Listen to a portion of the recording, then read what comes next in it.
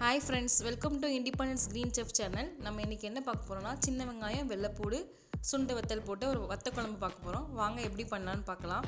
தேவையான பொருட்கள்: வெள்ளைப்பூடு, சின்ன வெங்காயம், சுண்டை வத்தல், புளி, கொஞ்சோண்டு கருப்பட்டி, சாம்பார் பொடி, மல்லிப்பொடி, தேவையான அளவு உப்பு, தேவையான அளவு எண்ணெய், கடுகு, வெந்தயம்.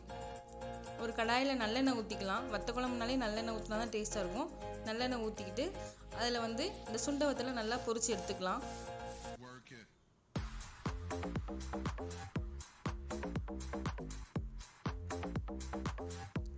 சுண்டை வத்தல் நல்லா பொரிஞ்சதும் தனியாக எடுத்து வச்சுக்கலாம்.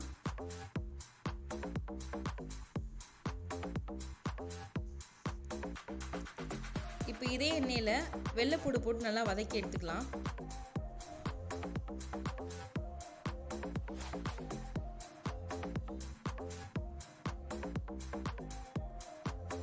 வெள்ளைப்பூடு நல்லா ப்ரௌன் கலரில் வர வரைக்கும் நல்லா வதக்கிக்கலாம். அது லைட்டாக ப்ரௌன் கலரில் வந்ததும் சின்ன வெங்காயத்தையும் சேர்த்து நல்லா வதக்கிக்கலாம்.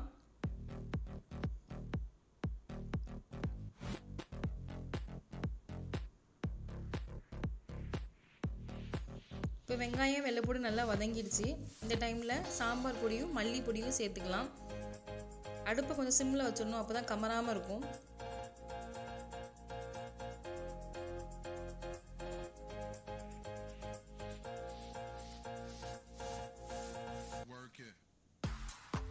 லைட்டாக அந்த ஸ்மெல் போனதும் புளி தண்ணியை சேர்த்துக்கலாம். அப்போ புளி கரைச்ச தண்ணியை அதில் சேர்த்துக்கலாம்.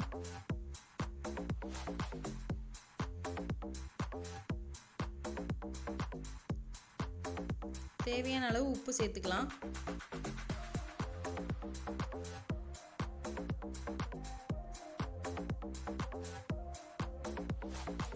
இப்போ நம்ம வதக்கி வச்சிருந்த சுண்டை வத்தலையும் இதில் சேர்த்துக்கலாம்.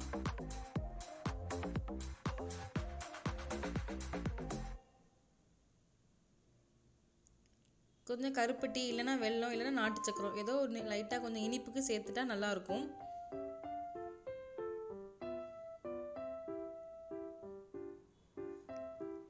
இப்போ வத்த குழம்புக்கு தேவையான தாளிப்பு பண்ணிடலாம். நல்லெண்ணெய் ஊற்றி கடுகு வெந்தயம் ரெண்டையும் தாளித்து அந்த வத்த குழம்புல சேர்த்துக்கலாம்.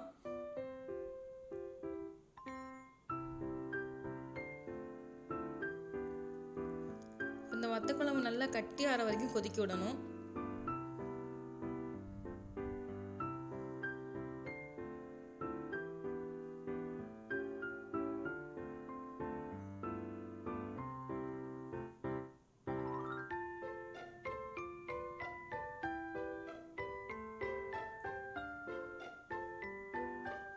நான் இந்த ஸ்டேஜில் இறக்கிட்டேன். இன்னும் நல்லா கொதிக்க விட்டால் இதை விட நல்லா கட்டியாக வந்திருக்கும்.